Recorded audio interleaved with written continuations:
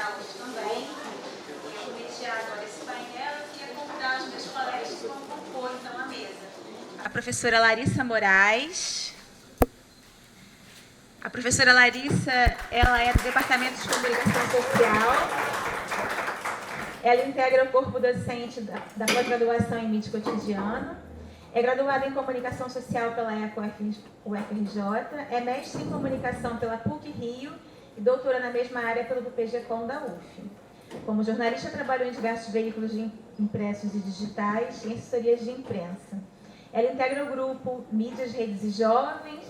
Nós somos colegas desse grupo.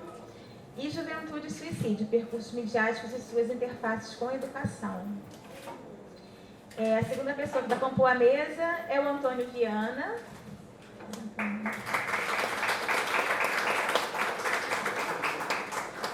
O Antônio é doutorando em Mídia Cotidiano, aqui pela Universidade Federal Fluminense. É também mestre pelo programa de Mídia Cotidiano.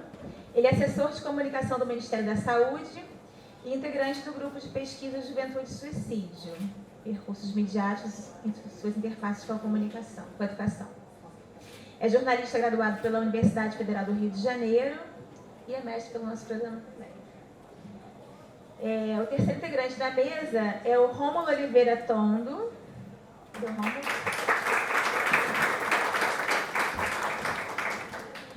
O Rômulo é doutorando pelo programa de pós-graduação, ou melhor, ele já é doutor, né? Ele acabou de defender a tese dele, pelo programa de pós-graduação em comunicação da Universidade Federal do Rio Grande do Sul. É mestre em comunicação pela Federal de Santa Maria e graduado em comunicação social com habilitação em jornalismo pela mesma universidade. Ele é especialista em políticas e intervenção em violência intrafamiliar pela Unipampa. E lá na URGS integra os grupos de pesquisa Comunicação e Práticas Culturais, Comportamento Suicida e Transtornos Mentais Graves e o projeto de extensão Pega Leve, Saúde Mental do Estudante Universitário. Então, essa é a composição da nossa mesa. Nosso painel chama-se O Suicídio na Pauta Jornalística e na Publicidade. E eu vou passar a palavra para a professora Larissa, que vai dar início, então, às discussões.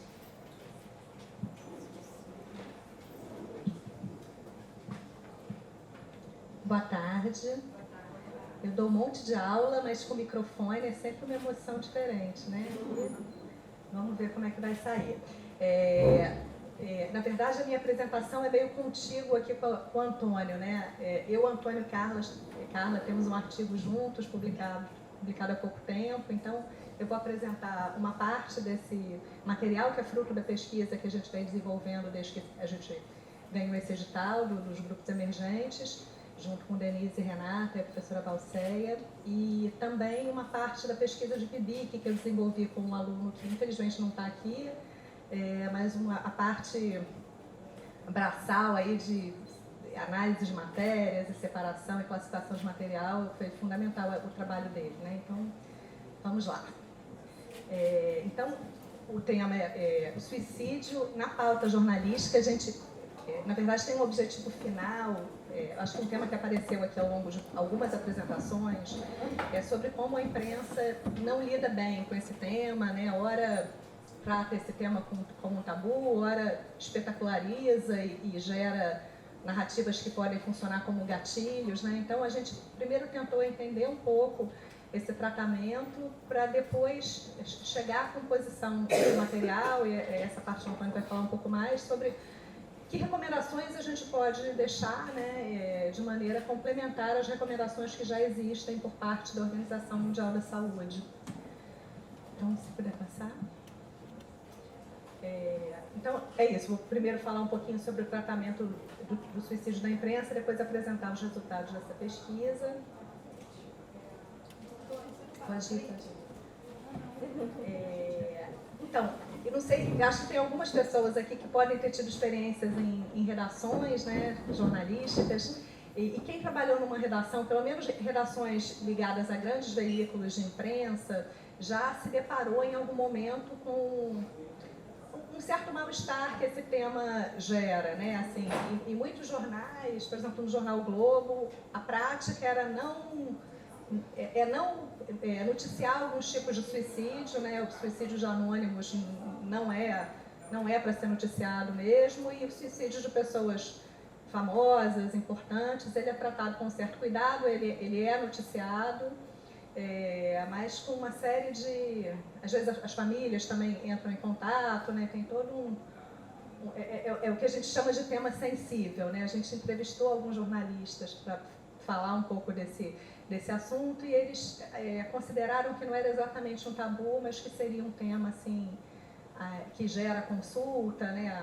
As chefias, né? Enfim, é um tema para ser visto com certo cuidado. Mas, ao mesmo tempo, a gente vê em paralelo, a gente fala, pô, a imprensa, por um lado, evita, né, tratar do tema. Isso acontece principalmente no Globo e no jornal Estado de São Paulo. A Folha de São Paulo tem um tratamento um pouco diferente.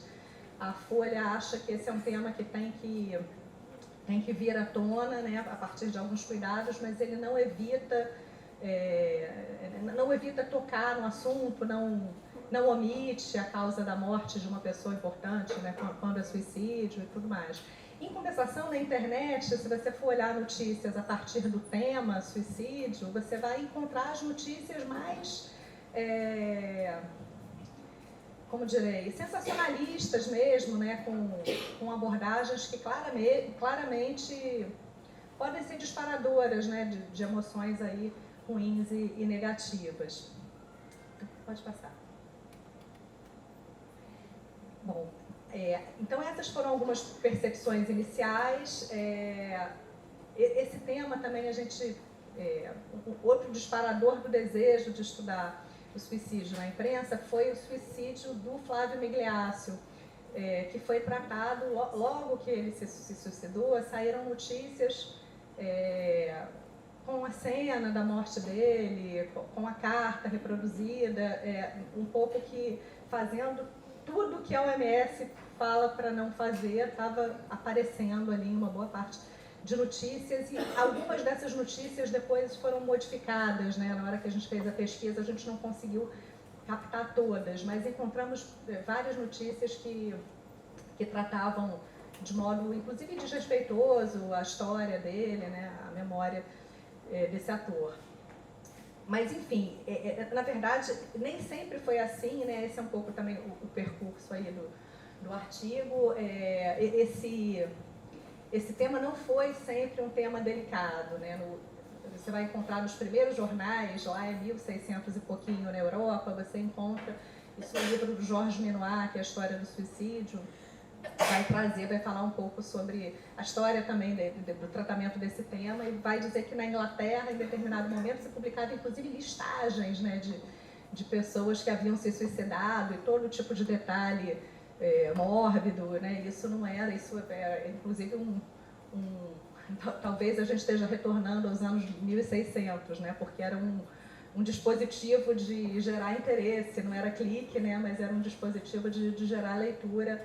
E esse tema não foi um tema visto dessa forma, com esse tabu durante muitos anos. No Brasil, o Arthur da Pieve, que tem uma dissertação de mestrado, que virou um livro chamado Morreu na Contramão, que é excelente, a gente usou bastante o Arthur da Pieve, ele fala que no Brasil é nos anos 50 que se começa a haver uma preocupação sobre como tratar do suicídio com mais cuidado e tudo mais, mas na verdade é um processo que ocorre aos poucos, porque a gente encontra nos anos 60 um aluno meu fazendo uma pesquisa sobre um outro tema. Em 1964, ele encontra numa primeira página do Globo uma foto de uma pessoa saltando, né, de um edifício, e isso é publicado, sem menor, foi o Luciano. E aí tinha uma leitura também política, né, se por um lado, se ali estava se falando de um suicídio político também, no momento de repressão e tudo mais, mas a gente encontra, né, algumas narrativas ainda pouco cuidadosas, e vai se consolidando essa percepção de que o tema tem que ser tratado com cuidado, mais ou menos dos anos 90 para cá, e agora a gente já está nessa fase de precisar um pouco rediscutir, porque a gente tem, né, essa dualidade de modelos de tratamento. Esse é um depoimento de uma jornalista, porque a gente também tem uma coisa meio propositiva que a gente quer deixar, e aí, ouvindo alguns jornalistas, a gente percebe que eles acham que eles mesmos se deparam com essa dificuldade sobre o que fazer. Então, esse é o depoimento da Cláudia Colucci, que é editora na Folha de São Paulo, da área de ciência. Então, ela vai falar o seguinte: faz 22 anos que a OMS divulgou um manual de como a imprensa deve cobrir o tema do suicídio, mas até hoje esse tema é um terreno em que o jornalista não se sente confortável. Eu já fui várias vezes procurada por colegas pedindo orientação sobre a cobertura de suicídio de pessoas famosas. O último que eu me lembro foi o do ator Flávio Migliaccio. A sua carta de despedida foi reproduzida em várias mídias, a despeito da orientação da OMS não recomendar essa prática. Eu tento me guiar por essas orientações e repassá-las aos colegas. Mas, vez ou outra, alguém ainda derrapa nessas orientações, publicando trechos de uma carta ou revelando algum detalhe da morte, que são 2 pontos que a OMS bate que não se deve realmente fazer, né? Essa é uma notícia do G-Show que vai falar, então, ela não é aberta sobre o suicídio, né? Fala da morte dele, e aí, na verdade, dentro da notícia, eles chegam a omitir mesmo o motivo da morte, né? Eles falam que ele foi encontrado morto no seu sítio em Rio Bonito, que é uma forma, né? O leitor mais ou menos já entende, né? Já pensa na possibilidade de ter sido suicídio. E as retrancas que foram criadas, né, a partir da notícia principal, foram sobre os personagens que ele interpretou, a última novela, as personalidades falando da morte dele, da importância do Flávio Migliaccio para a cultura do país, do início, uma série de retrancas que não criaram nenhum tipo de associação, né, sobre a motivação da morte dele. Aí, isso na verdade cria uma hipótese para outra pesquisa que a gente está abrindo, que é se veículos que têm uma ligação com a mídia mais tradicional acabam, de certa maneira, incorporando esse conjunto de cuidados,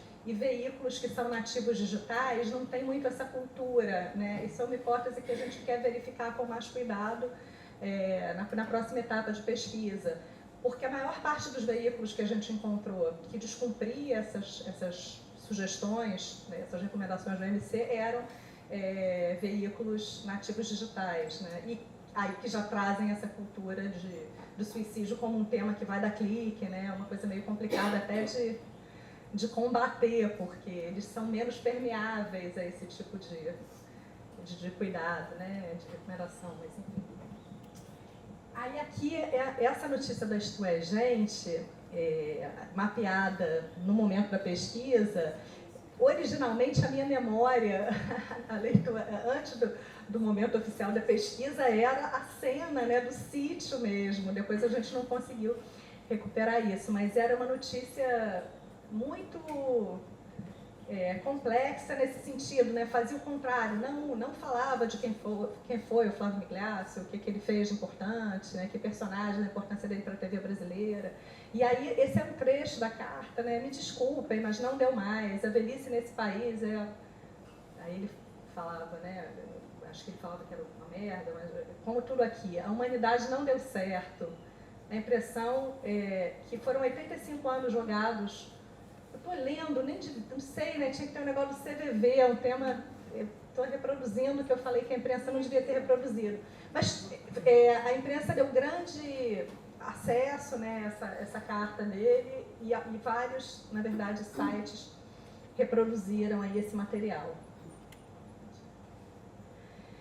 Então, como que a gente pensou? Vamos fazer um mapeamento de pesquisas a partir das palavras. Não vamos botar só suicídio, Flávio Migliaccio, vamos fazer um estudo de caso e vamos tentar entender, para pegar os 2 tipos de notícia, né, e não só notícias que trataram efetivamente do suicídio, vamos fazer uma busca por morte, Flávio Migliaccio, e suicídio, Flávio Migliaccio, e fazer análise desses 2 grupos de notícias, criando uma categorização por veículo, né, para a gente entender que tipo de veículo está mais suscetível ao descumprimento das normas, e também tentando entender essa origem, se era digital ou não, se era tradicional ou alternativo, que indicativos ele dava desse descumprimento. A gente fez uma categoria, cerca de 10 categorias, mais ou menos, essas 50 notícias indicadas pelo Google, né, pelo Google Notícias. Então, foi isso. E aí, as conclusões a partir dessa seleção, né, 34,2% do total de notícias, incluindo o tema morte e o tema suicídio, descumpriam, tinham uma abordagem sensacionalista da morte do Flávio Migliaccio. E também cerca de 1/3 especulavam, né, sobre a motivação, que ele estaria deprimido, que ele estaria sem trabalho, tinha algum tipo de suposição, né, sobre o que tinha acontecido. Dos que não cumpriam, 54%, quer dizer, mais da metade, eram então veículos nativos digitais, e aí incluindo veículos que super conhecidos, mas que no momento da pesquisa eu nem conhecia. Tem um veículo chamado TV Foco. Todo mundo conhece. TV Foco é um veículo que eu fui ver, foi criado por um garoto de 15 anos. Começou a ganhar dinheiro pra caramba, em determinado momento ele tinha uma equipe de 8 pessoas, jovens, iguais a ele, sem nenhuma experiência, sem nenhum conhecimento de jornalismo, sem nenhuma preocupação ética, e ele tinha mais audiência que o estado de São Paulo, fazendo notícias eu nem trouxe, podia até ter mostrado para vocês, mas assim, veja todos os famosos que já se suicidaram, na novela, sei lá, na Rede Globo nos últimos 5 anos. Tem várias notícias que são reedições dessas mortes, de maneira um pouquinho diferente, como se fosse uma novidade, mas só para trazer aquele tema de novo, né, reiterar essas abordagens horrorosas. E é isso, é um veículo de grande audiência, que possivelmente vai estar muito pouco permeável às nossas recomendações, mas a gente vai trabalhar mesmo assim. Mas isso é um ponto complexo, né, da pesquisa. Só 10% das notícias faziam algum tipo de direcionamento, né, para serviços de apoio, como o CVV ou outros serviços de apoio. Então, de maneira geral, a gente teve a hipótese confirmada que havia muito pouco cuidado, que havia mais deslizes do que abordagens cuidadosas do tratamento. Aí a gente não pode falar que toda notícia sobre suicídio, mas nesse caso específico, houve de fato então uma abordagem pouco cuidadosa. Aí lembrando que nesse quadro, né, a Renata apresentou uma série de estatísticas desatualizadas, mas essa é uma estatística que corta por idade. Então a linha vermelha do meio, que é a linha que tem uma mais acentuada o aumento de suicídios na faixa etária de 15 a 19 anos, que é uma faixa etária que consome mídia em alta escala, né, que está na internet o tempo todo, e muito sujeita a essas notícias, a essas abordagens. Volta só mais um pouquinho antes de finalizar. Então, a gente também fez um cruzamento durante a pesquisa que era mostrando que nesses jornais que a gente estudou, que foram o Globo, Estado de São Paulo e a Folha, havia uma redução do número de menções à palavra suicídio. Em paralelo, havia um aumento, né, do número de suicídios. Quer dizer, a gente não pode criar uma associação entre essas duas coisas, porque existem uma porção de outros fatores, né? Mas o que a gente sabe é que meio que não adianta, né? E aí, lendo a bibliografia, e isso já está lá no Durkheim, a gente entende que não é uma questão de não falar do suicídio na mídia.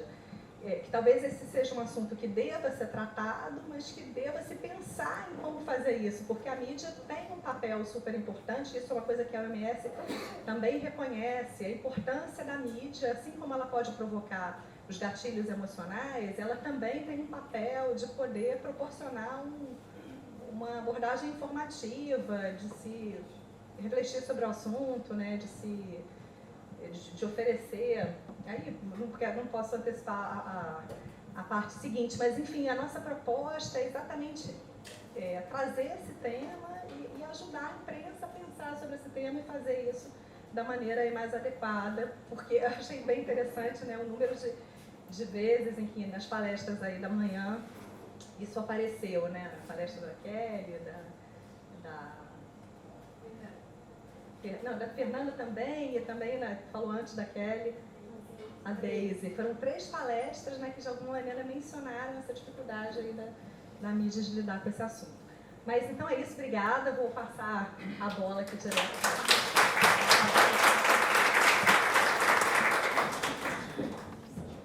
Obrigada, Larissa. Vou passar então a fala para o Antônio. Boa tarde, gente. A Larissa terminou da melhor forma, né? Que ela deu um gancho aqui que, se tivesse combinado, não ia ficar tão perfeito para eu poder abrir aqui o que eu vou falar. Pode passar aqui. Porque ela falou o seguinte aqui, a gente fez na nossa pesquisa aqui, a gente constatou que está tendo vários jornais que a gente conseguiu fazer com matéria impressa, porque no digital é mais difícil, mas a gente acredita que também os veículos tradicionais estão tendo essa tendência, né? Ao longo dos últimos anos, quando ela falou que os veículos passaram a ter um cuidado maior na abordagem do jornalismo, do suicídio no jornalismo, porque esse cuidado ele está ligado ao efeito imitação. A preocupação do jornalismo tradicional qual é? Se você divulga o jornalismo de uma maneira, digamos, irresponsável, de uma maneira que não é muito pensada, que não é muito, assim, enfim, não segue as recomendações, que há um aumento de número de suicídios por imitação, né? Que aí eu vou falar um pouco disso mais para frente. E aí, baseado nisso que a Larissa falou, que tem uma redução no número de citações de matérias, e a gente tem um quadro, que até que a Renata passou e o que ela mostrou aqui agora nos jovens, um aumento de número de suicídio dos jovens. Então, a gente não pode fazer uma associação, como ela disse, né, que a redução de menções no número de notícias sobre suicídio está relacionada ao aumento de casos. Mas aí, se a gente pegar a recomendação da OMS, que aí é o trecho que eu coloquei aqui de um documento produzido no ano 2000, que ele coloca os profissionais de comunicação, né, que aí não só jornalistas, mas os profissionais de comunicação como um todo, como agentes no combate ao suicídio. Eu acho que você pulou um anterior. Não, volta mais um. Aí que começa. Aí ele coloca os profissionais de comunicação, a OMS divulgou um documento que ela coloca os profissionais de comunicação como agentes, ali, a última linha, podem ter um papel ativo, os profissionais de comunicação podem ter um papel ativo na prevenção do suicídio. Então, se a gente está vendo que não mencionar os suicídios não está fazendo reduzir, então se a gente tem que ter um papel ativo, a gente precisa ter uma atitude diferente. E é sobre isso que eu queria falar. Tá? Aí, pode passar. Essa questão do efeito imitação, né, eu não sei, assim, eu acho que a gente está tendo pouco tempo para falar, não teve um aprofundamento muito nisso. Eu queria só dar uma pincelada rápida, que isso tem a ver com um livro do Goethe, né, de 1774, que mais um dos casos de romances, isso tem até músicas, enfim, na literatura normal, de suicídio romantizado, né? No caso da novela do Goethe, era um jovem chamado Werther, que ele teve um caso de amor mal sucedido, coisa que todos nós aqui já devemos ter tido, né? E aí ele resolve se matar por causa disso, e isso é meio que romantizado, assim, né? E aí, o fato dele ter se matado por causa de um amor mal sucedido gerou um efeito imitação nessa época, 1774, e várias pessoas começaram a se matar, a se suicidar, usando a mesma roupa que o personagem estava descrito no livro. Se eu não me engano, em Milão o livro chegou a ser proibido. Enfim, houve uns suicídios em série por conta dessa obra. E aí ficou conhecido como efeito Werther, que está ali na penúltima linha, para você se referir na literatura a essa imitação, um suicídio por imitação.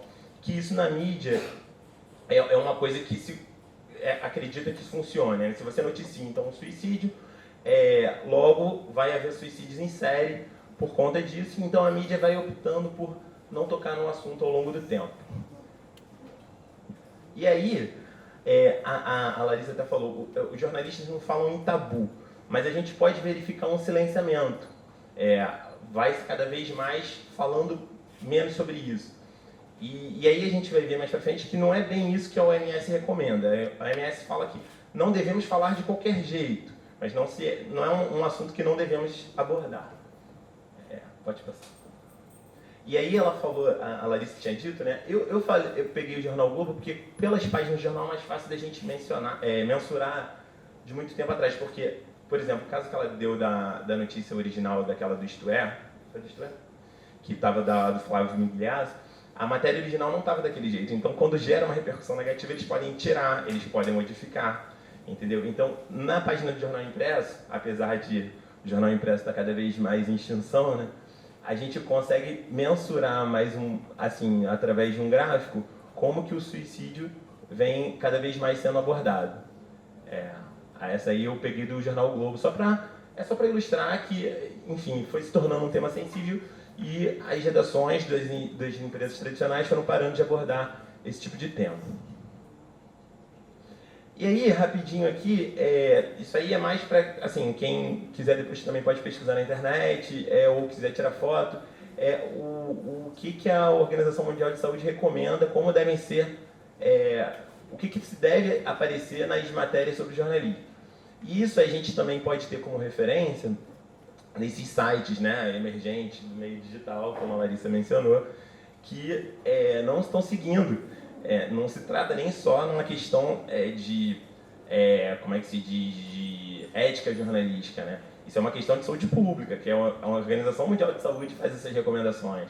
Então, assim, não é só... Porque hoje em dia tem muito essa discussão, né, sobre o youtuber, ele pode ser youtuber. Eu acho que até isso está relacionado com um pouco a abordagem do Diego aqui. Mas a gente, assim, é um youtuber, não é jornalista, tudo bem. Mas quando você vai abordar certas temáticas, eu acho que isso não é nem questão de ética, né, mas uma questão de saúde, de uma questão de saúde pública. E essas são as recomendações da Organização Mundial de Saúde. E aí ele fala assim, por exemplo, né, a gente não pode falar o método, aí tá falando, não, vai vir o que não fazer, isso daí com o que a gente deve apresentar. E aí quando das sugestões a gente tem isso aqui, né, procure ajuda, como procurar ajuda, toda vez que a gente abordar, não mostrar, por exemplo, mostrar indicadores de risco, sinais de alerta sobre comportamento suicida, né, são umas recomendações que a gente deve se preocupar quando a gente for abordar o tema. E aí tem o que não fazer, que foi o que a gente viu na matéria do Flávio Migliazzo lá no Isto É. Não publicar fotografias do falecido. Aí, nesse caso, no caso com ele já morto. Né? Cartas suicidas, isso não deve ser feito. Teve até, inclusive, durante a pandemia, uma pessoa que se suicidou durante a pandemia, que o próprio presidente da República leu uma carta suicida numa live para milhares de pessoas, né? Isso a Organização Mundial de Saúde diz expressamente que não é para fazer. Não informar detalhes do método, isso é muito importante também, que a gente vê muitos veículos fazendo isso. Né? Não fornecer explicações simplistas, isso também ele brigou com a mulher e por isso ele pulou do prédio. Isso parece assim, então logo, né? Se eu for mandado embora do meu trabalho, eu vou também me suicidar, porque parece que é uma associação lógica. E que obviamente não é. Enfim, isso aí é só para a gente também poder situar o que a gente está se baseando para a gente poder depois fazer as recomendações de como que deveriam ser as matérias segundo o nosso entendimento que abordam o suicídio. E aí a gente vai se basear nesse autor, um autor austríaco que eu não vou me atrever a pronunciar o nome. A gente leu ele, mas enfim. Aí a questão dele é a seguinte, que se o efeito imitação serve, né, para provocar suicídios em massa, se a gente sabe dessa potência da mídia, né, e aí especificamente do jornalismo, que é o que a gente está se referindo aqui, se a gente sabe que uma notícia sobre suicídio tem o poder de provocar suicídios em massa, então ele é um médico, o que ele vai falar? Então, se a gente colocar também um benefício de uma pessoa que tem ideação suicida não se matar, isso também pode provocar um efeito em série. E aí a gente pode conseguir reverter o gráfico de crescimento dos índices de suicídio. Então, assim, aí quem sabe dessa forma a gente não vai conseguir ter efetivamente esse papel ativo enquanto profissionais de mídia, né? E conseguir mudar a regra do jogo, né? Até o Navasconi falou no final, né? A gente tem que sempre pensar como que a gente vai transformar essa realidade. E eu estou falando aqui muito também, é uma coisa muito específica de técnica de jornalismo, né? Mas isso também é até importante para quem é de outra área, né? Tem muita gente de outras carreiras aqui, mas é porque vocês também consomem matérias jornalísticas, né? Então, até para vocês também ampliar assim, como que vocês vão consumir essas matérias, o que vocês vão achar mais interessante, né? O que eu vou dar clique, o que eu não vou dar clique. É bom a gente ter essa discussão mesmo para quem está consumindo essas notícias. Então, enfim, a ideia é a gente não abordar as notícias só pela perspectiva assim, de eu estou falando para quem? Né? A pessoa que está com ideação suicida, alguém escreve uma matéria jornalística falando com ela, se dirigindo a ela, né? Quando ele propõe isso, de a gente falar os benefícios das pessoas que não tiveram ideação suicida, pensaram em se matar e não se mataram, você está falando com quem está pensando também. Entendeu? Então essas pessoas antes elas estão invisíveis. A partir da proposta desse médico, a gente pode agora pensar numa outra perspectiva. Aí ele vai falar sobre o efeito Papageno, né, que é um pouco diferente do efeito Werther que a gente falou no começo. O efeito Papageno ele vai se basear na ópera Flauta Mágica, uma ópera do Mozart. Ela é muito conhecida. Eu ia botar aqui, não sabia se tinha internet, mas enfim, todo mundo que com certeza já ouviu. Porque às vezes a gente não faz associação, né? Mas a ideia é muito parecida com a história do Werther. O Papageno ele perde também o grande amor da vida dele, que é a Papagena, e aí ele decide se matar. Ele toma a decisão de se matar, só que ele não efetua, ele não consome o ato. Isso. Se eu não me engano, são os 3 meninos guias que convencem ele a mudar de ideia, enfim. E aí ele não se suicida e depois ele reencontra, na continuação da ópera, ele reencontra a Papagena e eles dois vivem felizes para sempre. Então a ideia é a gente... ele se baseia nisso para dizer o seguinte, tá vendo? O fato de não ter se suicidado mostra que depois ele pode ter benefícios ao longo da vida. Então, por isso que o nome é efeito Papageno daquele médico lá austríaco. E aí, eu botei aqui as diferenças do efeito Werther para o efeito Papageno, mas aí era importante que eu queria falar para vocês o seguinte: não se trata de você ignorar o primeiro caso, né? Porque as recomendações da OMS elas estão baseadas no efeito Werther. E aí, o que a gente está propondo aqui, quando a gente traz o efeito Papageno, eles não são opostos, eles são complementares. Então, assim, não é que você tem que ignorar aquelas recomendações da OMS. Não é que você não tenha que ter os cuidados com o efeito imitação.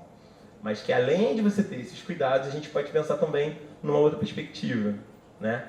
Aí, eu pontuei aí quais são as diferenças, só para ficar claro, assim, né? Esse slide também eu usei quando a gente deu a aula na graduação, para ficar bem...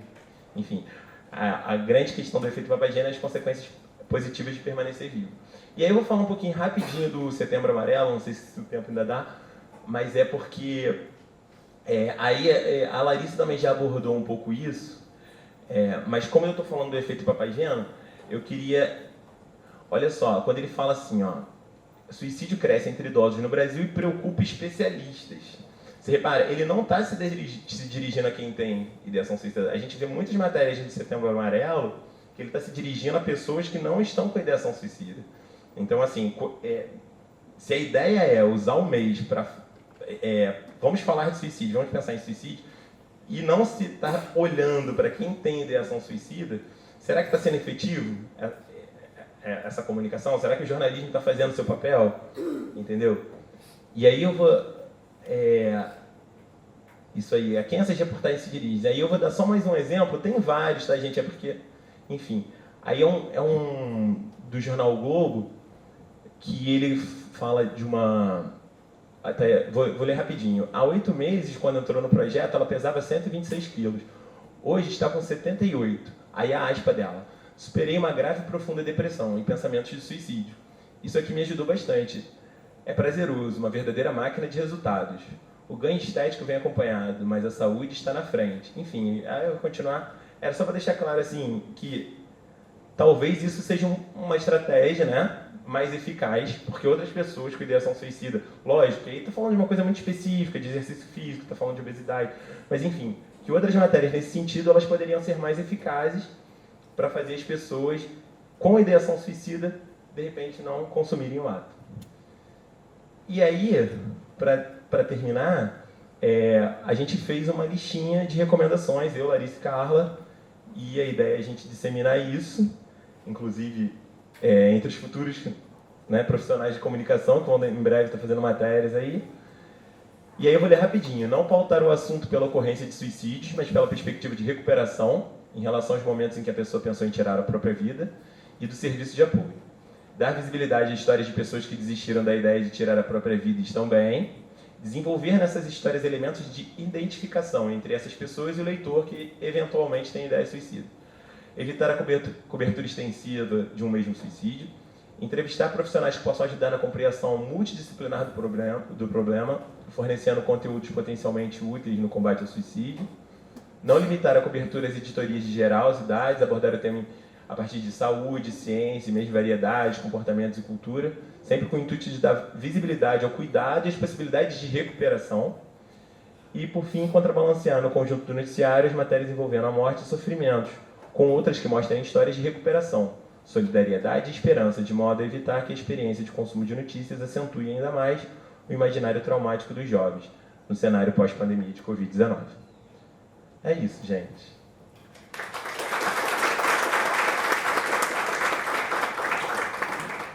Vou passar então para o nosso último participante da mesa e do evento de hoje, né?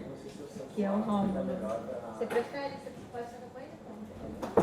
Eu, quando sentei, achei esse lugarzinho mais escuro. Olá, pessoal. Boa tarde. Eu me chamo Rômulo. A professora já me apresentou. Eu trago aqui os dados da minha pesquisa de tese que eu defendi na última quinta-feira. Não tive tempo, então, de preparar algo extremamente especial para vocês, mas eu falo sobre recepção de campanhas de prevenção ao suicídio entre estudantes universitários. Pode passar? Então, a gente contextualizou aqui durante todo o dia os cenários internacional, nacional, local, e eu entro especificamente no cenário do município de Porto Alegre, é onde que eu executei a minha pesquisa de doutorado. Tendo também, principalmente, como foco, os jovens estudantes universitários do curso de medicina da instituição, levando em consideração que em 2019 houve morte por suicídio de estudantes da instituição. E o contexto da pesquisa como geral é que desde 2019 a instituição vem tematizando e publicizando campanhas de prevenção ao suicídio na instituição. Então, a própria pesquisa ela vem como um melhoramento dessa campanha, saber como que esses jovens recebem esse tipo de informação. Pode passar? Então, a nossa pesquisa ela é exploratória, qualitativa. Nós nos debruçamos principalmente em estudos de consumo midiático, recepção. Estamos trabalhando com estudos latino-americanos de cultura, e adotamos como dados multifocais e dados verbais. A pesquisa como um todo, que eu não vou aqui trazer, vou trazer principalmente os dados empíricos e a propositiva, que é uma campanha que a gente fez a partir dos dados empíricos, ela é dividida em 3 fases, que é a parte teórica, a parte empírica e propositiva. Então, a parte empírica, ela tem 2 momentos. A gente queria saber como que são desenvolvidas essas campanhas em 5 principais cenários, que é o internacional, nacional, regional, local e as instituições de ensino superior federais dentro do estado do Rio Grande do Sul, levando em consideração que tem especificidades relacionadas à cultura. Então, a técnica que nós utilizamos foi a análise documental. Nós mapeamos 23 organizações nesses 5 cenários e toda a coleta ela se deu de forma manual. Levando em consideração que eu tinha como estudo privilegiado a URGS, durante o mês de setembro de 2020 e 2021, eu entrei em todos os sites, todos os canais de comunicação da URGS para mapear se ela tinha algum anúncio para fazer sobre prevenção ao suicídio. As demais organizações a gente pegou 3 dias do mês de setembro, dia 1º, dia 10, que é o Dia Mundial de Prevenção ao Suicídio, e dia 30. A descrição desses documentos levaram especificidades como cenário, se era um único anúncio desenvolvido pela organização ou se era uma campanha mais complexa que envolvia outros níveis que não somente um anúncio na internet. E a análise, ela descreveu todos esses cenários, no qual gerou nuvens de palavras, para a gente saber o que estavam sendo tematizado nesses anúncios. Pode passar? E aqui são as organizações que a gente trabalhou nesses 2 anos. Pode passar? Então, tendo como análise desses 2 cenários de 2020 e 2021, a gente observou que as campanhas desenvolvidas a nível mundial, elas são objetivas, elas são diretas e elas abordam a questão do suicídio. Já no cenário nacional, elas são um pouco mais dispersas. Nem sempre elas tematizam o suicídio e geralmente elas abordam principalmente a questão da saúde mental. Elas tangenciam esse tema, né? A gente lembrando que a gente está falando sobre suicídio. A gente sabe que existe um agravo do adoecimento mental, mas não é o único tema que faz com que as pessoas tenham morte por suicídio. No cenário regional e municipal, a gente observou que há uma questão que a gente tematiza a partir da perspectiva da valorização da vida, né? Não há uma tematização propriamente do suicídio, então eles viram a chavezinha e falam da valorização da vida. Pode passar? E com relação propriamente às instituições de ensino superior, né, a gente tem 6 instituições mapeadas. Eu gostaria de atrelar principalmente a UFSPA, que é uma faculdade federal em Porto Alegre, que ela é de Ciências da Saúde. Todos os cursos lá são da área de saúde. Eles não realizaram campanha, nem em 2020, nem em 2021. Né, e nem trabalharam com seus alunos tematizando o Setembro Amarelo. Né? Então, a gente também pode observar, na análise desses documentos, que há uma omissão dos termos relacionados ao suicídio e a maioria aborda uma perspectiva de saúde mental. Então, nesse cenário, o que a gente percebeu? Que não há uma padronização entre as comunicações realizadas pelas organizações que a gente mapeou. São articulados diferentes níveis de comunicação persuasiva, né, para tematizar essa questão. Há uma pluralidade de assuntos e abordagens que fazem com que essas organizações elaborem esses anúncios isolados ou as campanhas. E entre as 6 instituições de ensino que a gente mapeou, 3 realizaram no ano de 2020 e 2021. A gente percebe que nem todas, e daí entra um pouquinho a própria discussão, e que a gente pode depois adensar, é que nós, enquanto profissionais de mídia, a gente não tem uma formação que vai fazer com que a gente tenha essa percepção, né? Tanto sou jornalista de formação, não tive também, e quando eu cheguei na pós-graduação, tive que dar os giros, né, para compreender essas práticas. E como que essas organizações vêm tematizando? Uma delas é explicitamente falando sobre saúde mental do seu estudante universitário, e outras 2, elas adotam essa concepção do Setembro Amarelo. Pode passar? Aqui é com relação à recepção das campanhas, né? A gente quer saber que narrativas são produzidas por esses sujeitos ao lerem essas campanhas, né? O que eles compreendem sobre essas campanhas. Então, a pesquisa ela tramitou no Comitê de Ética do Hospital de Clínicas, né? E a partir dessa tramitação, a aprovação, a gente começou a contactar os estudantes. A gente leva em consideração que são privilegiados, eu estava privilegiado porque eu estava no grupo de psiquiatria, e a partir dos meus colegas de grupo, a gente solicitava que eles identificassem alguém dentro do curso de medicina para que eu entrasse em contato com eles para ver se eles gostariam de participar da pesquisa. Então aí também a gente estava discutindo na tese que existe um viés, né?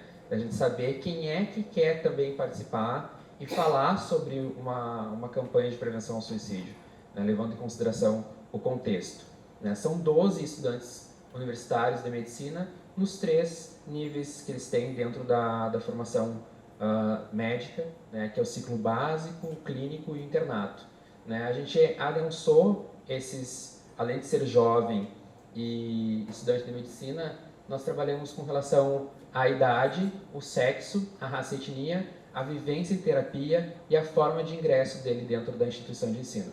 Né? A gente coletou os dados observacionais a partir da técnica da entrevista semi-estruturada e ela foi mediada por tecnologia. A gente estava durante a pandemia, então muitos dos dados a gente também fala que teve uma questão que quando tu tá frente a frente do teu interlocutor, tu consegue sentir várias situações ser afetado e ao mesmo tempo afetar o teu interlocutor, né?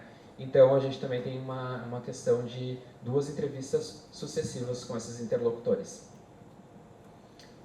A gente cruzou esses dados, né, no documento digital, transcreveu as falas, mas quando os alunos citavam uma campanha, a gente pegava aquela campanha e colocava dentro do documento para conseguir analisar de forma e cruzar esses dados, né? Então, a gente fez uma leitura recorrente e flutuante desses dados documentais e observacionais. Então, aqui são os nossos interlocutores, né? São 12 jovens, 6 mulheres, 6 homens, todos eles são cisgêneros, 3 do ciclo básico, 3 do ciclo clínico, 6 do internato. 7 desses jovens eles ingressaram pelo Sistema Universal e 5 ingressaram pelas ações afirmativas da URGS, né? Com relação à raça e etnia, houve a autodeclaração desses jovens, 7 pessoas brancas, 4 pessoas pretas e 1 pessoa parda. Com relação à orientação sexual, são 7 pessoas heterossexuais, 3 jovens gays, 1 jovem bissexual e 1 jovem demissexual. Em relação ao estado civil deles, são todos solteiros. No momento da pesquisa, 5 estavam em relacionamento afetivo. E com relação à religião, 8 não possuíam religião. 3 pessoas se autodeclararam católicas, sendo que uma delas falou que não era praticante e 2 praticantes. E 1 pessoa agnóstica. A gente também contemplou nas entrevistas a questão da experiência das pessoas nesse curso de medicina, né? Como que é ingressar, por que ele fez o curso de medicina em relação às outras carreiras, a vivência dele em terapia, né? Muitos deles não fazem terapia, usam medicação, né? E com relação à acessibilidade ao tema do suicídio. Aqui resultados com relação ao consumo midiático. Então vem atrelando um pouquinho com relação ao que a professora havia comentado de tarde, né? O consumo deles, a maioria acontece na internet, né? WhatsApp, Instagram, eles têm um uso muito de streaming, levando em consideração que é um consumo por demanda deles. Então eles têm muito tempo dentro da própria faculdade, então as mídias que eles atrelam geralmente essas e são em momentos de final de semana, que são bem contextuais, porque eles também se sentem penalizados, né, culpados de não estar estudando e sim assistindo alguma coisa. Houve menção espontânea do suicídio na mídia a partir da série Os 13 Porquês, né, e Previamente Rígido, que é uma página do Facebook que é contextual, é local, né, que fala do adoecimento de 60 estudantes, né, ao longo da sua trajetória dentro do curso de medicina. Então é bom sinalizar. Não houve a menção espontânea de nenhuma campanha, né? A gente queria saber, porque dentro da área médica, geralmente eles querem fazer o impacto da campanha num determinado grupo. E eles mostram para as pessoas aquela campanha. Nós atrelamos o nosso instrumento e a gente queria saber se eles lembravam de alguma campanha. E a partir disso a gente começar a fazer a pesquisa. Não houve menção de nenhuma campanha, mas a maioria dos jovens lembravam que em setembro circulavam campanhas que falavam sobre prevenção ao suicídio. Aqui eu trago 2 relatos de 2 interlocutoras falando sobre a série Os 13 Porquês. Uma acha que é importante, né, o papel da série para a sociedade, levando em consideração que outras pessoas podem compreender e saber o que é a questão do suicídio, e outra fala que é um desserviço à série. Então, são comportamentos antagônicos aqui das interlocutoras.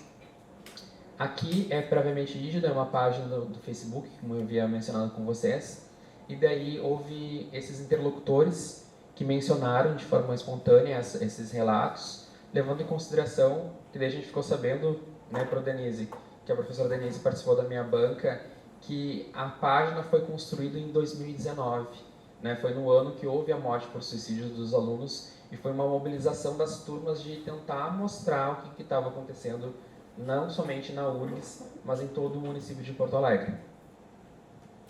E aqui foi o fluxo ofertado, que são alguns anúncios que a gente mapeou, né? São peças, as campanhas são muito mais, são mais de 230 peças que a gente tem, e aqui são algumas das que nós ofertamos para esses interlocutores para eles produzirem sentido, né? Então, um dos anúncios que foi percebido pelos estudantes como algo importante foi o anúncio feito pela Secretaria Municipal de Porto Alegre, né? Porque ali, nesse anúncio, os alunos têm acesso aos 2 pronto atendimentos de saúde mental 24 horas que tem no município, né? Então, a gente tem 2, é dividido a cidade pela Ipiranga, que é uma rua que tem lá, uma avenida, em Porto Alegre, e eles acham que é extremamente importante ter acesso a essas informações, né? Porque se tu não sabe, se teu colega tem, um parente teu tem uma ideação suicida, né, para onde que eu vou poder levar? Né? Eu vou levar direto no hospital, né? O hospital não vai me atender, muitas vezes, ele não tem profissional capacitado que está naquele momento. Então, nesses dois locais, nesses 2 prontos atendimentos, tem emergência 24 horas em saúde mental. Uma das outras peças que foi bem desenvolvida dentro dos interlocutores foi a campanha desenvolvida pela ABP e pelo Conselho Federal de Medicina, né, que desde 2014 vem tematizando a questão de prevenção ao suicídio.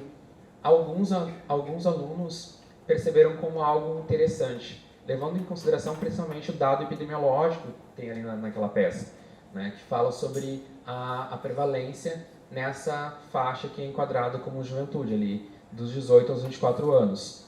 No entanto, outros interlocutores falaram de uma maneira mais geral, principalmente com relação ao slogan, né? Agir salva vidas. Né? Mas o que eu vou pensar, agir salva vidas? De que maneira que eu vou agir? Né? Eu tenho algum treinamento, eu consigo compreender como, se alguém está numa crise, como que eu vou inferir nisso? Né? Então, as pessoas também, eles foram críticos a esse ponto, né? De saber, o slogan é bem bonito ali, mas na realidade, como que eu posso fazer para fazer isso? E com relação... Pode voltar? E a última... Aí. E com relação à imagem, também foi algo que foi bem destacado nesse anúncio, né? Porque eles falaram que nem todo mundo que tem uma ideação suicida, ele está deprimido, né? Muitas vezes ele tem a questão que não está relacionado à pessoa que está ali chorando. Então, não ser generalista nas questões que a gente aborda, né? Então, ser mais específico. Pode passar?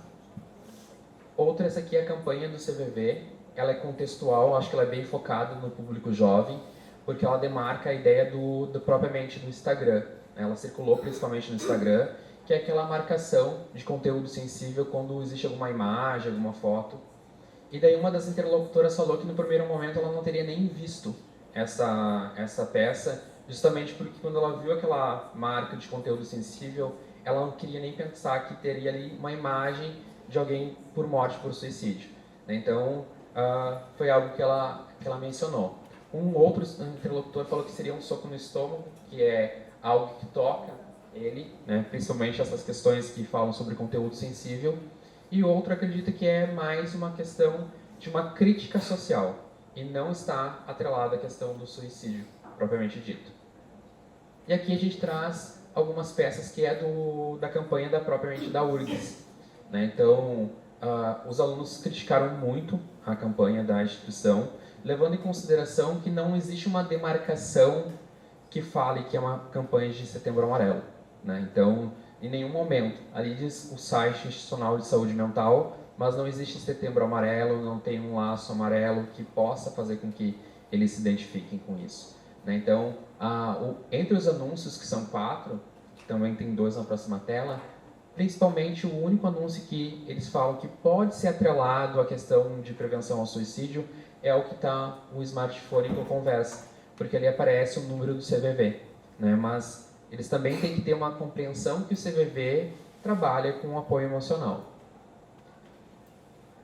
Há também uma questão com eles que é o uso de frases clichês, ditas pelo interlocutor, né? Então deveria ser algo mais trabalhado, que pudesse trabalhar com as imagens, são percebidas como algo favorável, desenho, por esses interlocutores, mas que trouxesse dados como a campanha anterior da instituição. Nesse ano, eles não gostaram das campanhas. O que a gente tem como resultado dessas campanhas? Não houve menção espontânea, houve menção da série, da página do Facebook. O que a gente compreende? Que para esses interlocutores, a maioria dos casos de suicídio está atrelado também ao adoecimento mental.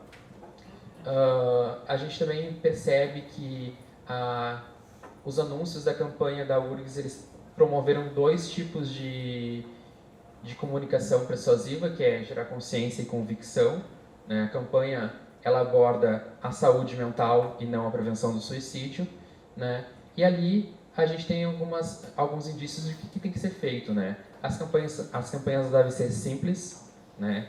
Elas têm que ser diretas e estruturadas. Por quê? Porque por mais que nós tenhamos o nosso recorte, são estudantes universitários que têm um grau de leitura de peças, quando a gente vai fazer uma campanha de publicidade, a gente tem que pensar em diferentes estratos da sociedade, né? Então, pessoas que sabem ler, pessoas que não sabem ler, né? E é a questão que a gente vem discutindo anteriormente, né? A produção de sentidos para esses dos anúncios, ela tem que ser segmentada e gerar com que as pessoas tenham essa apropriação dessas informações e que tenham uma busca, né, de informações e também de ajuda dentro do município. E a terceira fase, que é o meu xodó, que é a cocriação, né, da campanha, a veiculação e análise da campanha que a gente fez, né? São outras pessoas, não são os interlocutores que participaram da primeira fase da pesquisa, da segunda, perdão. São 7 jovens, 4 docentes, 3 profissionais e 2 estrategistas. As organizações que participaram estão ali nomeadas embaixo. Né? A técnica que a gente utiliza é o grupo de discussão, atrelados à questão do design thinking. Né? E a gente coletou a partir de insights gerados dentro dos pequenos grupos de discussão, né? E também com material de vídeo que eles produziram, né? Relatando as experiências dos grupos. Pode passar? Aqui tem algumas fotos dos dias que a gente passou na imersão. E então surgiu a Elos, né? Ela é uma campanha que teve auxílio da Elisa, que é minha orientadora, que é publicitária, mas também do Pedro, que é o meu co-orientador, que ele é psiquiatra. Antes da gente publicar todas as peças, a gente teve um cuidado de fazer, pensar que, principalmente os jovens, eles têm um consumo que é muito rápido. Então, a informação ela tinha que estar na peça.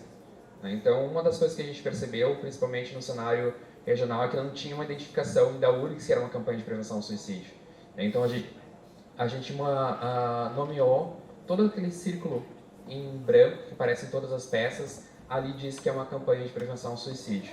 Existem outras questões que é com relação à pluralidade, né, que a gente também queria passar, porque a gente não havia pluralidade nas peças que mostravam as campanhas pelo Brasil.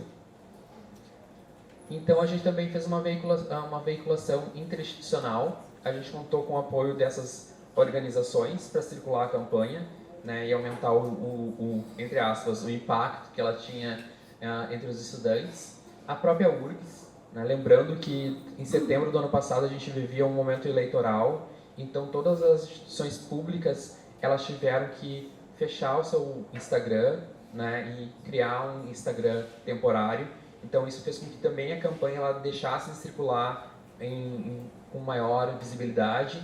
O Hospital de Clínicas, a Fundação Médica do Estado do Rio Grande do Sul, o CIPAS, que é a Clínica Escola de Psicologia, o Pega Leve, que é o projeto de saúde mental que eu faço parte, o CELG e o museu da instituição.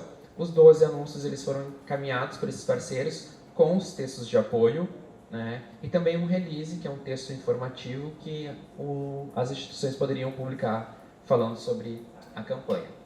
De que forma que a gente mapeou os resultados? A gente viu as métricas, né, de todos os perfis que estavam atrelados à atividade, né? Nenhuma foi paga, tudo de forma orgânica, justamente porque a gente queria saber se tinha uma visibilidade ou não, né?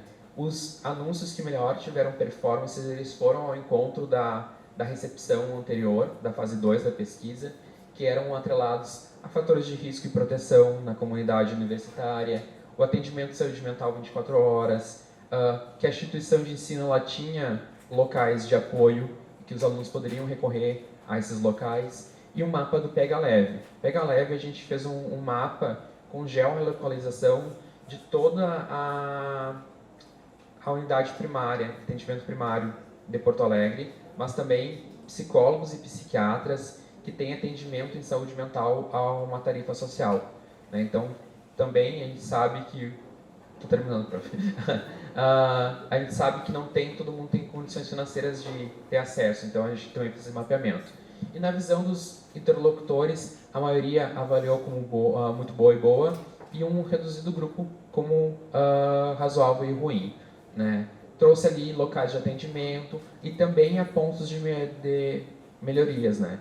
Não é só porque está ali, a gente também quis trazer essas questões, que é ampliar os canais de comunicação, não deixar unicamente no Instagram, e trabalhar com a intervenção.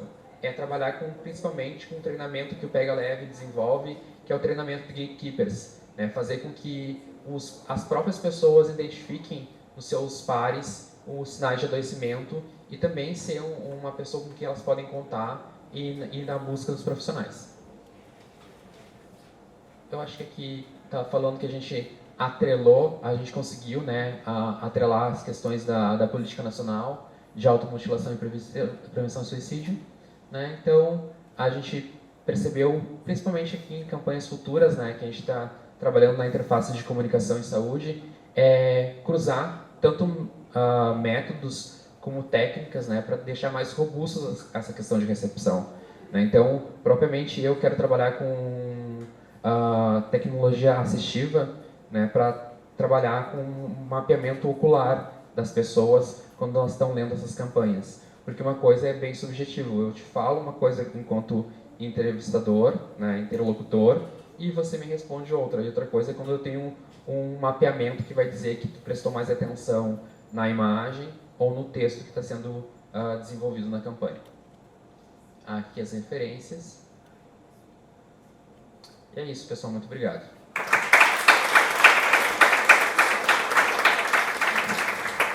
Obrigada, Rômulo. Então, a gente tem quanto tempo para finalizar a mesa? Gente, eu nem sei mais. Estamos atrasadas.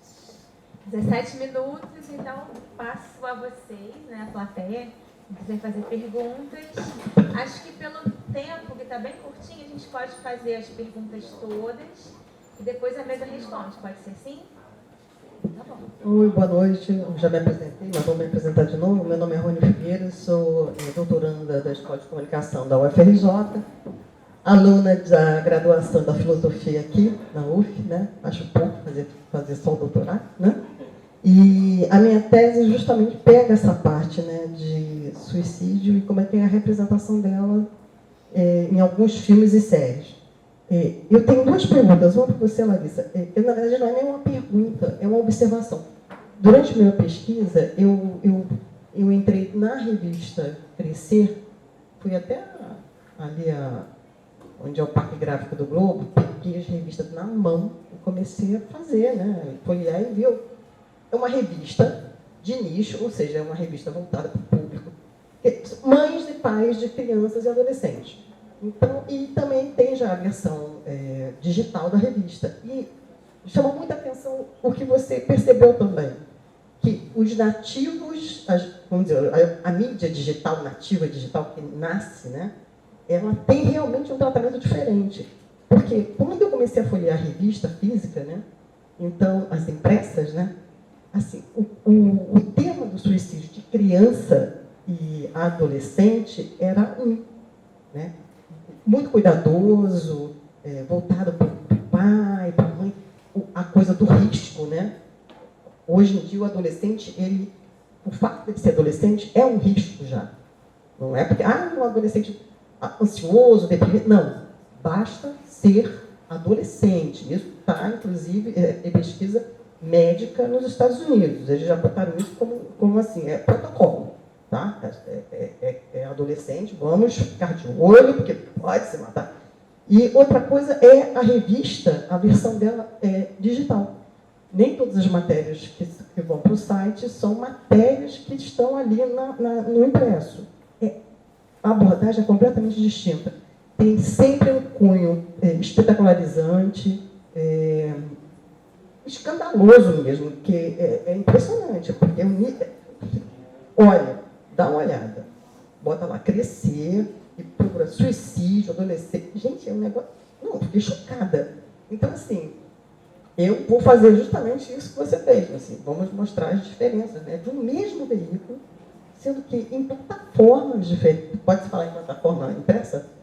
Plataforma impressa é um e o digital é outro. Isso é só uma observação que eu acabei de fazer, assim, pela sua fala. Outra coisa é com um professor aqui, não sei se é professor, mas é doutor, Rômulo. Outra coisa que eu achei curioso, que são assim, quais são as variantes que você observa nos seus entrevistados, né? Você fala de gênero, você fala de... Você sabe disso, né? Os estudantes de medicina são os que mais se matam, né? E as mulheres, sobretudo, até porque são as que mais entram, né?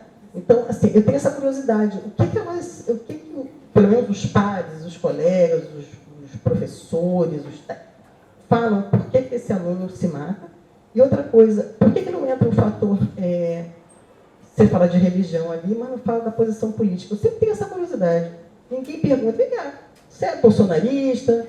O cara que se matou era bolsonarista? Era um cara do ódio? Enfim, eu tenho muito essa curiosidade, entendeu? Porque essa variante nunca entra na pesquisa. É isso.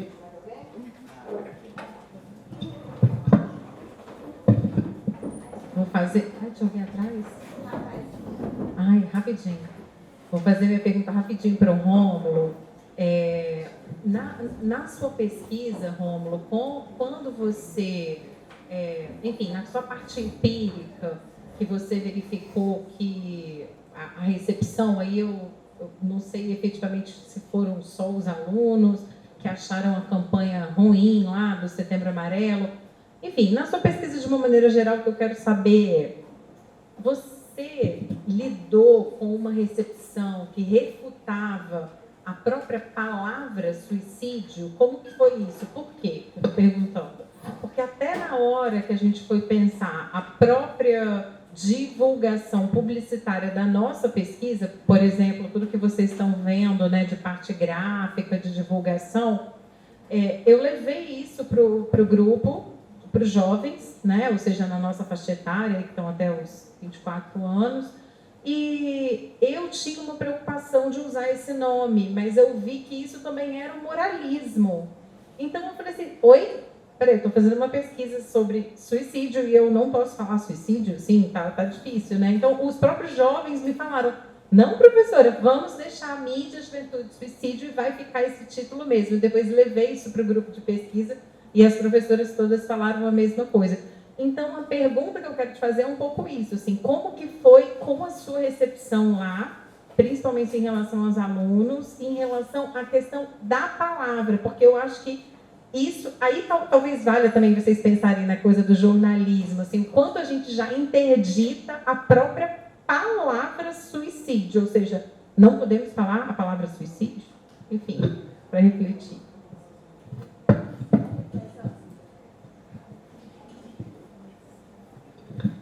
Boa tarde, eu sou Orly Carvalho, eu sou psiquiatra da infância e adolescência do Instituto Fernandes Figueira, que é a unidade materno-infantil da Fiocruz aqui no Rio de Janeiro, e doutorando em saúde pública também da instituição, né, da INSP. Primeiro, parabenizar, eu acho que é muito interessante, né, enquanto um profissional talvez aqui diferente da maioria, né, eu acho que há questões que convergem e divergem do que a gente entende enquanto comportamento suicida, e eu acho extremamente rico para um fenômeno polissêmico dessa monta. E é bastante interessante.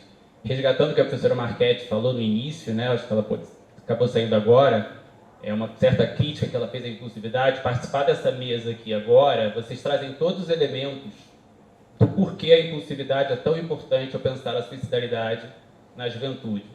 Né, e trazer os elementos das redes sociais e da mídia podem ser, sim, fatores de risco, mas de proteção. Então, no que a gente entende como um contínuo, e aí o comportamento suicida na lógica do espectro, não o comportamento-ação, né, ou ainda usando o modelo do O'Connor, o IMV, um dos modelos mais interessantes para se pensar a prevenção do suicídio hoje em dia, ele publicou acho que em 2014, 2015 mais ou menos, essa impulsividade vai estar na etapa, né, do motivacional para o volitivo. Então, a gente não fala de uma impulsividade como que cria, mas aquela que naquele momento, entre o pensar e o não pensar, ela age. E aí que as redes sociais elas vão ter um papel fenomenal no risco, sim, mas também na proteção. E por isso tão importante, né, divulgar, colocar aí em destaque, como vocês bem falaram. Passado isso, assim, a minha dúvida era para o Antônio e para a professora Larissa, se naquele gráfico que vocês colocam, né, da diminuição da expressão da temática do suicídio na mídia impressa, no Globo, vocês pesquisaram o verbete, né, a palavra suicídio ou matéria? Ou a matéria inteira? Porque eu fiquei pensando durante a apresentação se diminuir a expressão da temática suicídio não era, na verdade, uma resposta às boas normas da OMS, né, de não botar na página da frente, evitar repetir o termo, colocar notas menores. Ou se, na verdade, diminuir o mesmo número de matérias e exposições como um todo. E para o Rômulo, né, acho que ver que você estudou ali algo que talvez seja mais parte da minha prática, eu fiquei curioso, mas na verdade, na percepção sua enquanto pesquisador, qual é a posição, né, pessoal ou talvez da mídia em relação ao Setembro Amarelo? Já que isso tem sido extremamente problematizado, tá? E me sinto tranquilo enquanto psiquiatra, sócio da ABP, tem sido um problema a gente pensar suicídio, Setembro Amarelo, auto-falha, e prevenção do suicídio. Né? Achei bastante interessante quando você coloca que essa campanha não foi evocada espontaneamente, mas eu acho que há coisas muito mais problemáticas quando a gente pensa, Setembro Amarelo. É isso, obrigado.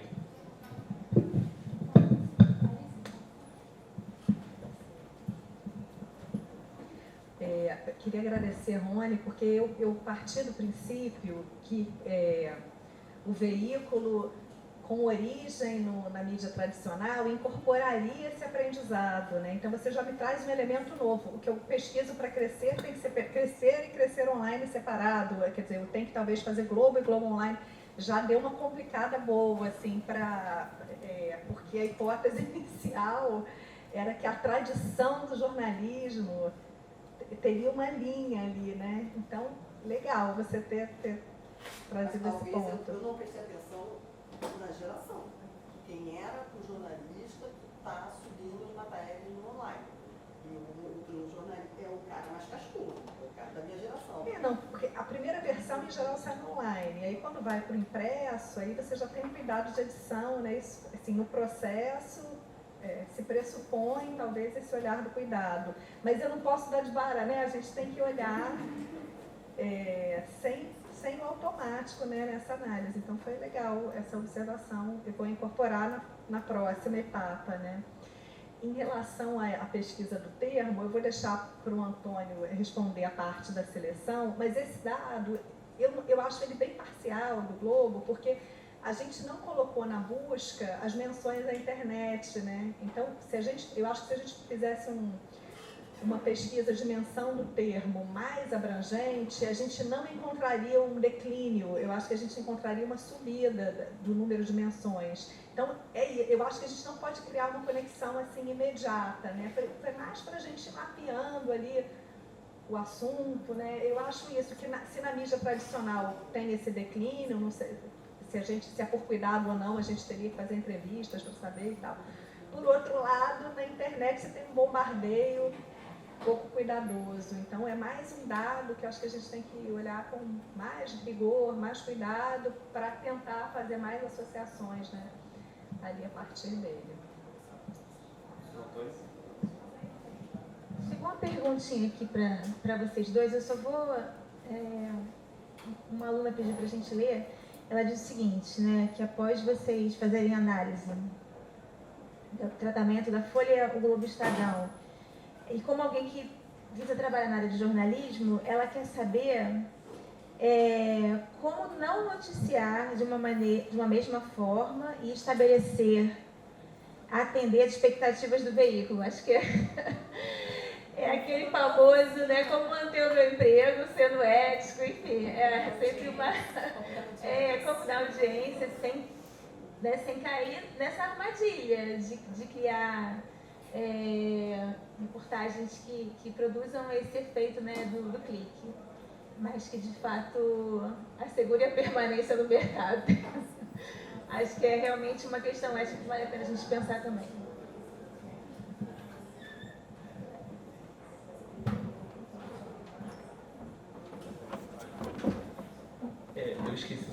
o seu nome? Oi? Orli, tudo bem? Bom, eu também sou servidor do Ministério da Saúde e a pesquisa que a gente fez, a gente se baseou também num psiquiatra, né? O médico austríaco é um psiquiatra. Ele se denomina como suicidólogo. Eu até pesquisei um pouco sobre essa expressão, não sabia nem que existia aqui no Brasil, mas mas é um ramo da psiquiatria, não é isso? Mais ou menos? Deixa o especialista falar aí. Não, na verdade, a primeira pessoa que concebe a ideia é o Scheidman, que é um psicólogo norte-americano, ele que propõe a ideia da suicidologia. Então é um psicólogo, é um ramo da psicologia, talvez. Eu acho que não é um ramo, acho que é um campo. É um campo de conhecimento, legal.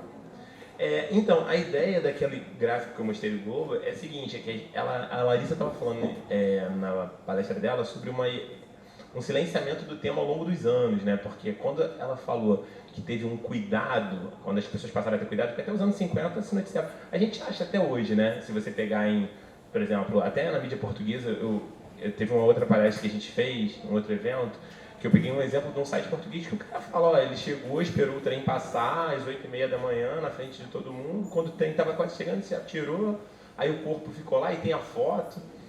É um negócio assim, que na imprensa brasileira a gente foi tendo um cuidado, né, com a profissionalização do jornalismo nos anos 50, teve também um episódio emblemático do Getúlio Vargas, que, enfim, e aí foi havendo uma interdição. Eu peguei o exemplo do jornal impresso, se a gente pegar ao longo de, sei lá, dos anos 70, 80, a curva vai mostrando que a gente foi parando de falar sobre isso. E aí com o boom da internet, né, e esse site que a Larissa até falou do TV Foco, né, que se eu não me engano é um site de fofocas, talvez, então que aí quer gerar clique, quer gerar esse tipo de coisa. Mas a imprensa tradicional, ela passou a ir evitando o tema, e aí quando a gente precisa fazer uma coisa propositiva, né, que é o que a gente está propondo, como é que a gente vai abordar de uma forma que a gente vai atingir um público e tentar reduzir a ideação suicida.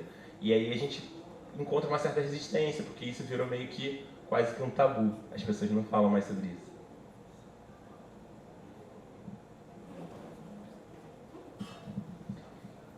Eu vou começar com a Rony. Rony, com relação ao suicídio de mulheres, sim, ele é o maior. Né? Entre as minhas interlocutoras, eu não apresento na tese do documento, mas vai ter enquanto artigo, que é o cruzamento, né? Com relação a gênero, raça e também classe social dos interlocutores. E tem um dos anúncios foi sobre a síndrome da impostora. Ele não é nem relacionado à questão de suicídio, mas elas começaram a refletir, principalmente falando que o quanto que ela, enquanto uma jovem negra, o quanto ela se pergunta se aquele espaço é realmente dela, estar no curso de medicina. Né? E a mesma interlocutora falou que quando ela estava fazendo uma prova virtual, né, durante a pandemia, ela falou assim, professor, se a minha conexão cair, o que eu faço? Ele assim, reza e contrata uma internet melhor. Né? Então a gente ainda tem espaços dentro de universidades públicas, professores que fazem com que os alunos adoeçam, né, a partir das suas práticas de ensino. Né? Então é bem complexo. Né? Então a gente tentou ali, de certa forma, trazer e evidenciar dentro da tese, não silenciar, né? Porque é um retorno institucional, né? A gente tem que documentar isso também, né? Porque a ideia, provavelmente, da pesquisa é melhorar a interpretação desses jovens com relação à campanha e mostrar que eles têm um local dentro da instituição que eles podem recorrer, né, a qualquer momento.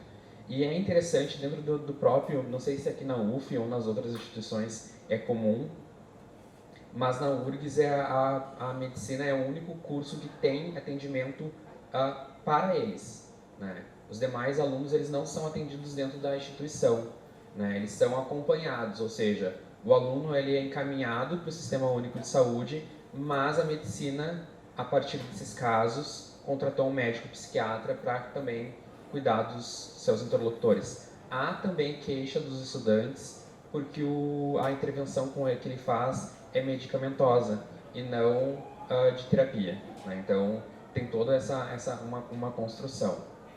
Com relação ao termo do posicionamento político, né? Eu nunca pensei. Né? É uma coisa que deve colocar nas próximas pesquisas. Né? porque também é uma forma de balizamento, de fazer com que pensar como aquele sujeito constrói e lê propriamente o mundo à sua volta, né? Então, Chamou a atenção que tem 8 que se dizem católicos. não tem religião. Não, minto, que não tem É. religião. Me chamou muita atenção.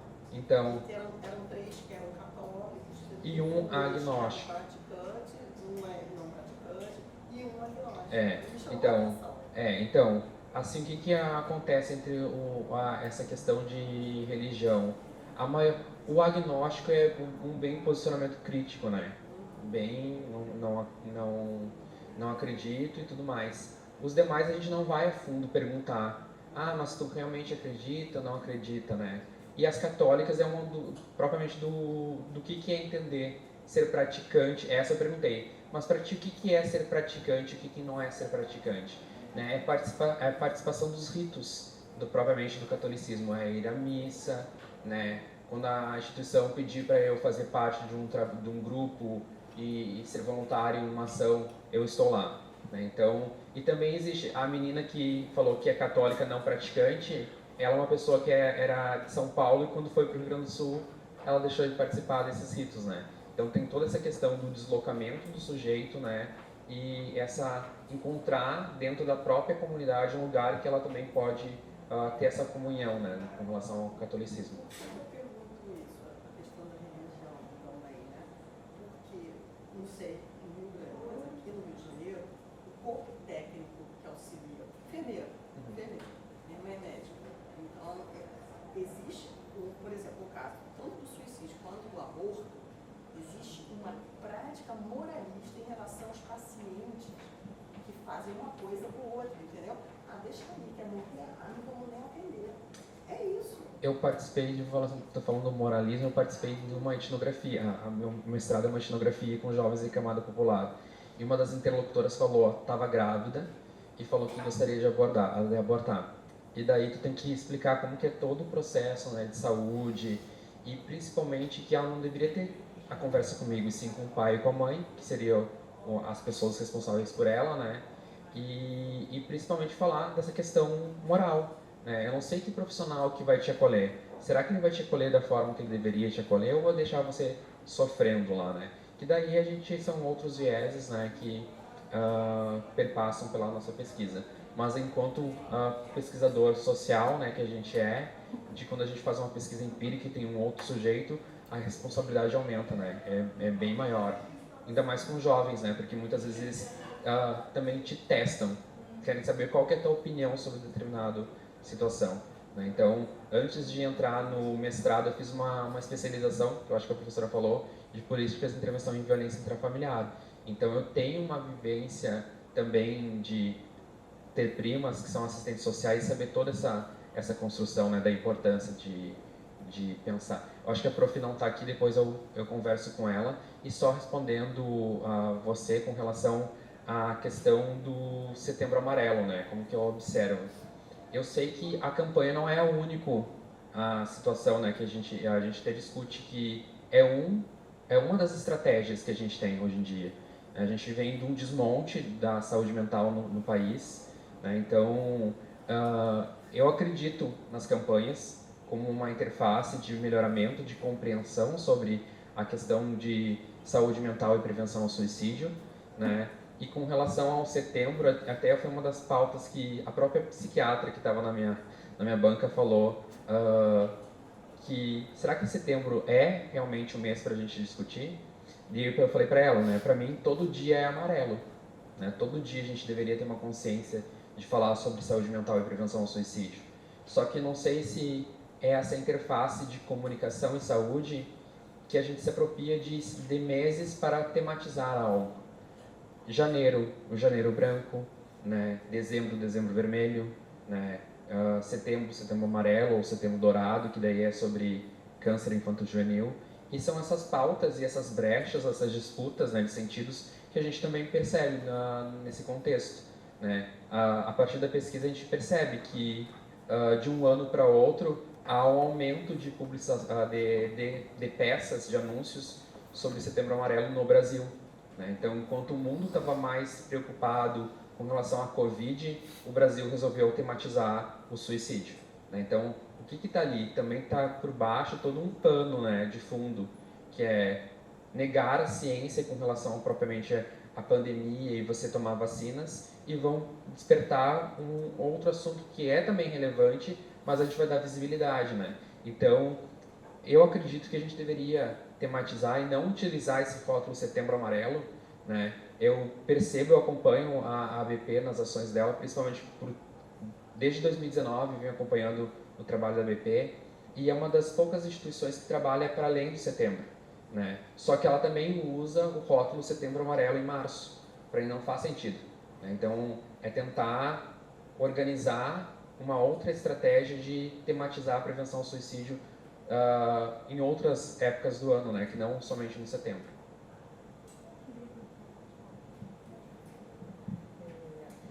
Em relação aos anúncios que o Romulo mostrou, eu queria comentar que eu adoro uns que os estudantes de medicina não gostaram, que é o seja gentil, que acolha, porque na prática, isso que ele contou da estudante, eu não me sinto ali.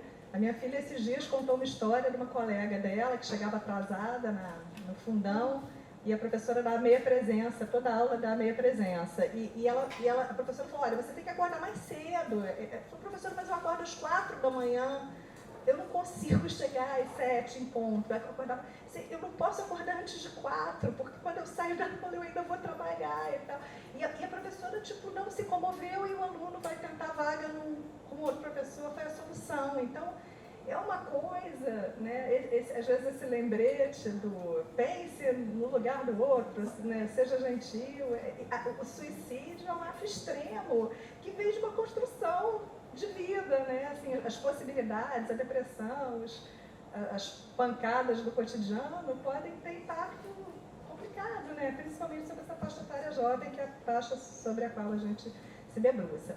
Em relação à pergunta da aluna do que eu faço, eu diria o seguinte: se o empregador for a TV Foco, ou sei lá, Isto é Gente, ou alguns tipos de empregador, não vai ter jeito, a melhor, assim, porque se o objetivo do site é o caça-clique, você não vai ter muito como fugir, né, desse tipo de abordagem. Mas se não for, se for um site ligado a uma forma de jornalismo um pouco mais preocupada, né, com padrões éticos, aí a recomendação é ler um pouco o que a OMS fala, essas coisas que a gente está falando, que é você não abrir pelo espetáculo, né? Você não.